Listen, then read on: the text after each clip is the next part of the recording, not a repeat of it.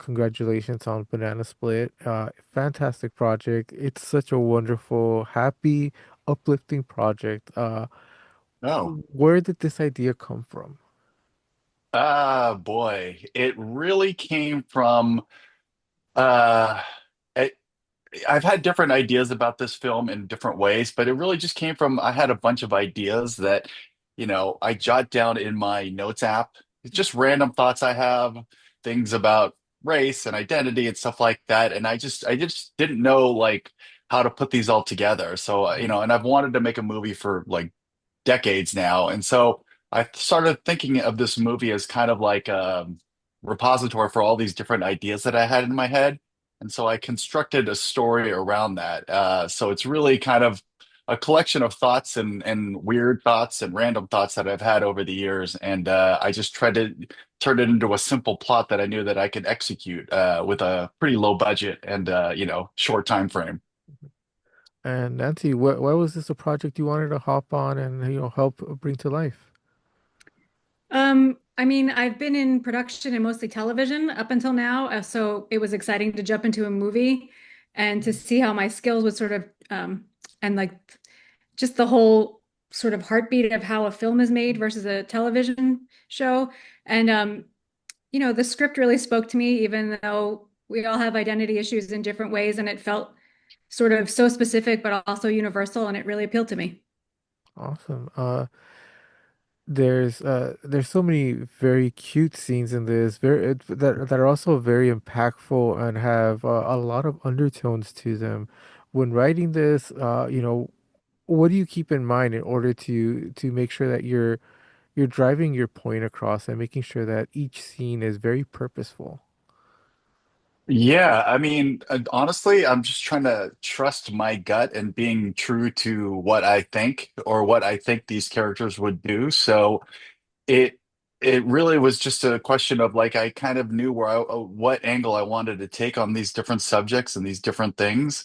So I had those ideas pretty sharply in my mind, and then it was just a question of, all right, am I true to this? Am I true to the idea of this? Am I, true to these characters? Because, at a certain point, these hopefully, if you draw these characters well enough, they kind of start speaking to you, and they sort of whether or not this person would say this or whether they wouldn't say this. So it kind of that was sort of my guiding force, I guess, in this whole thing. But I really just going back to just trusting, like, I mean, I wrote this, these are the thoughts that I had, and they've been swimming around in my head for years. And so now, like, I just have to, you never know if this is going to resonate or whether this is just going to seem weird or just so specific that nobody else can relate to it. But this is kind of what I went with, and I just trusted that hopefully it would resonate and would appeal more universally. As this story is very personal to you and you wrote it, when you look at these characters now, do they still seem like the same characters you came up with? Yeah, I think they do. And honestly, a big part of that was the two actors we cast, who were Jessica Chun and Mingu. They were, I mean, we joked about it on the set, but they really were their characters. Like they kind of came as their characters. It's kind of who they are. Like if you see them in real life, they're not too dissimilar to who they play in the movie. So I mean, it was lucky that we found them. We were really fortunate to find these two because, and I, like I said, I can't imagine this with anybody else. We looked at a lot of actors, a lot of actresses, and it's hard to imagine this film without those two in it. So, they, and a lot of times they would suggest things like they would come to me and say, I don't think this character would say this. And what if the character said this? And there were a few things that we changed because they were right on a couple things, or at least we were willing to try it and we were willing to see whether or not this could work. And so I credit them for, being contributors, not only just actors and actresses, but being contributors to the whole story and really understanding these characters. Awesome. Independent film is very difficult to get made. For both of you, what were some of the obstacles that you guys needed to get through in order to make sure that this film got the budget it needed and was made to the highest quality possible, which it was.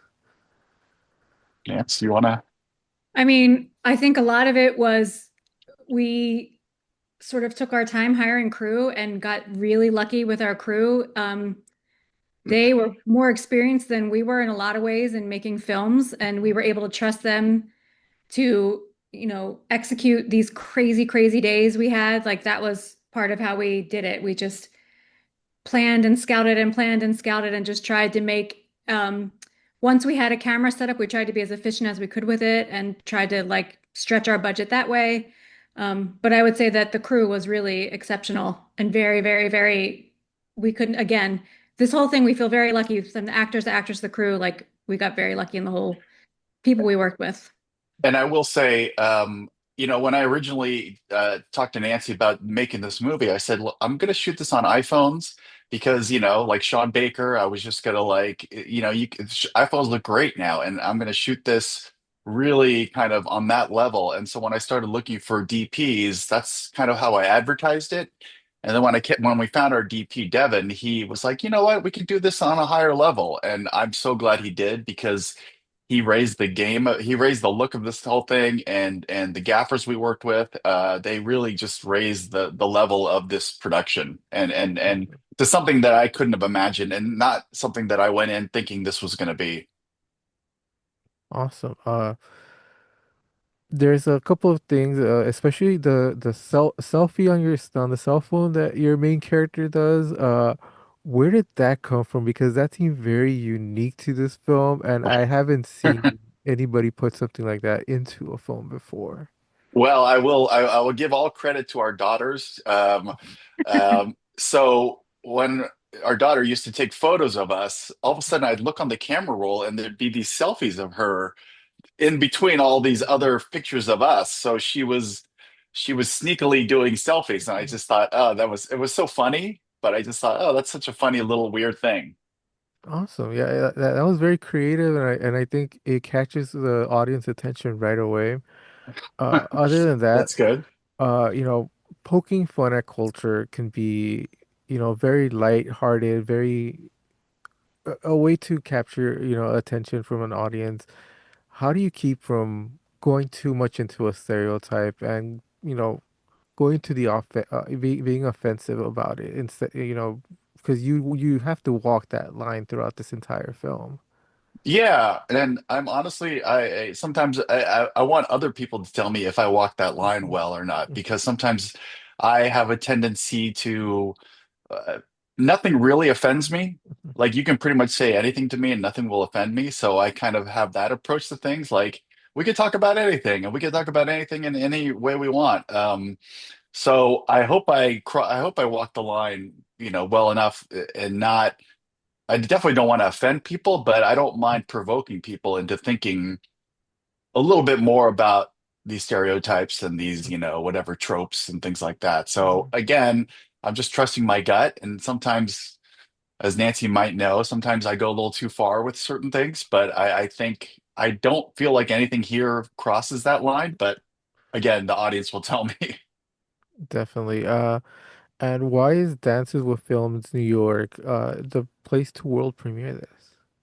Well, so, of course, as an independent filmmaker, you're always like Sundance and South by and all these big ones. So, you want those, but those are all kind of unattainable at this point, especially with no stars and stuff like that.